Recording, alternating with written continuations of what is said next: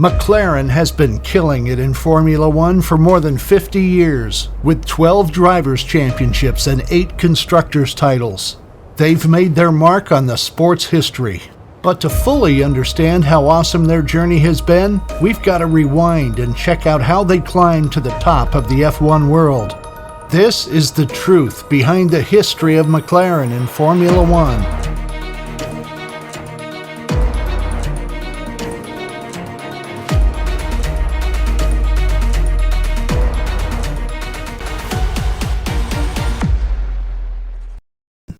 It all started with a talented driver from New Zealand. Bruce McLaren was a driver with big dreams. He started out racing for the Cooper team in British Formula One and did pretty well, but Bruce wanted more. He had his eyes on the Tasman series, which used bigger 2.5-liter engines, unlike Cooper's smaller 1.5-liter engines for Formula One. So Bruce pitched his dream to his boss, Charles Cooper. But Charles wasn't interested in switching to the Tasman series. Bruce wasn't the type to give up easily. In 1963, he decided if you wanted something done right, you had to do it yourself. And that's exactly what he did by founding Bruce McLaren Motor Racing.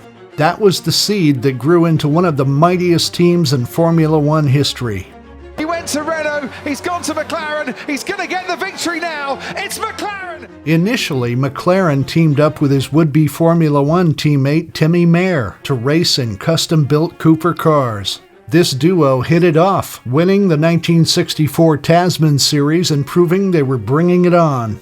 But joy turned to sorrow when Mayer died in a tragic accident during practice for the series' final race. This was a tough time for the team. But McLaren didn't let the tragedy stop him. He quickly got to work teaming up with Teddy Mayer to buy the Xerox sports car from Roger Penske. This started a business partnership that turned out to be huge.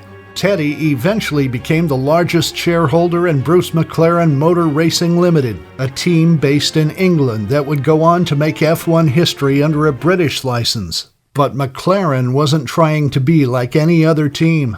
Instead of traditional British racing green, his cars had different colors. While building his team, he was also racing in events across the UK and North America. He even got together with racing legend Phil Hill for the 1965 Tasman Series. Seeing Cooper's fortunes waning, Bruce decided to take matters into his own hands by racing his cars in 1966. But their debut at the Monaco Grand Prix stopped with the M2B car developing a massive oil leak early in the race. Designed by Robin Hurd, the car's engines were ambitious but fell short on power and reliability. Even with the setbacks, they managed to secure their first point with the Serenissima V8 in Britain. The next season, hoping for a change, McLaren switched to a British Racing Motors V12 engine. But delays meant starting with a stopgap, the Formula 2 car M4B. Not ideal. Focused on winning, they poured everything into developing the M5A for the V12 engine. But the best they could get was 4th place in Monaco in 1968. It was a step forward, but not quite the leap they were aiming for. But that moment would come soon. Everything changed when Denny Hulme joined McLaren. As the 1967 champion, this guy was exactly what McLaren needed. Plus, their new car, the M7A, designed by Robin Hurd, was powered by the Cosworth DFV engine. This little engine became something McLaren was known for over the next 15 years, so calling it great is a bit of an understatement. With its help, Bruce McLaren and Hulme scored victories in non-championship races. And in a long while, things started to look good for the team. In the following year, McLaren continued to make progress with an updated version of the M7. The team even experimented with four-wheel drive in the M9A, but the car had only one outing.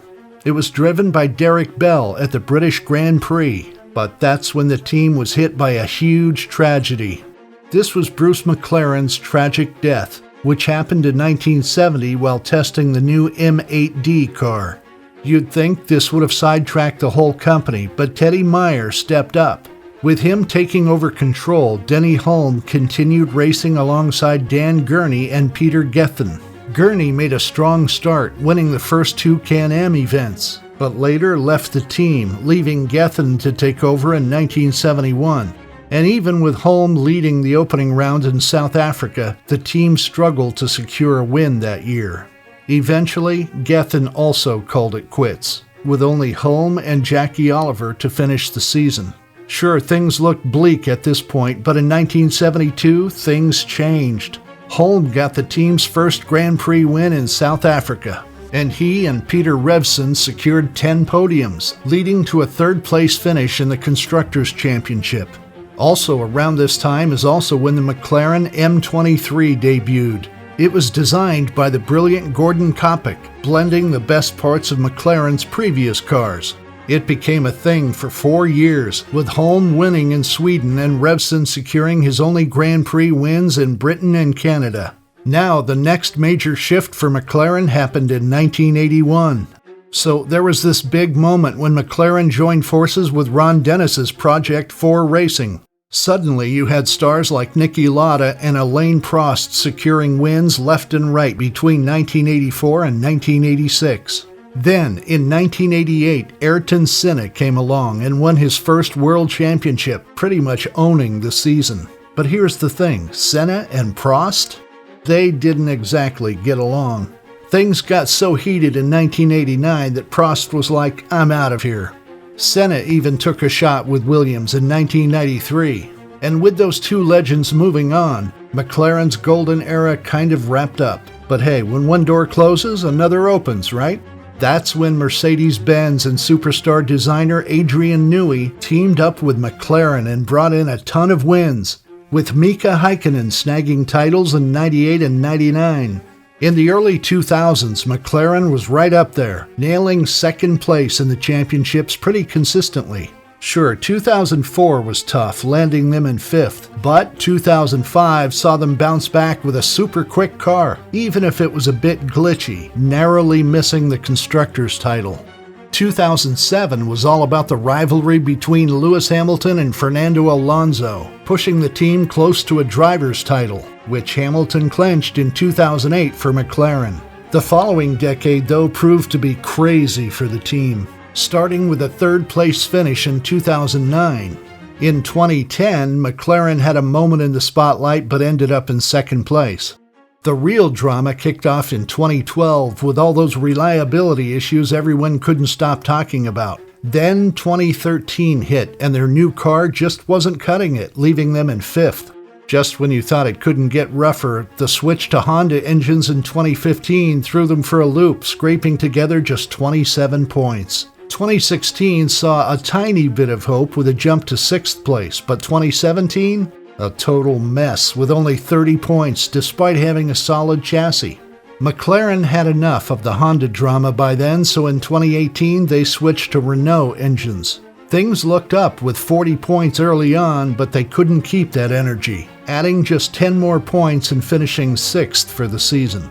2019 brought a fresh vibe with Renault and the arrival of Lando Norris completely changing things alongside Carlos Sainz. They even secured their first podium in 5 years with a third-place finish in Brazil. This momentum carried into 2020, with McLaren outpacing their midfield rivals and grabbing third in the standings while Ferrari couldn't keep up. 2021 was like a dream, with McLaren scoring their first win since 2012 at Monza.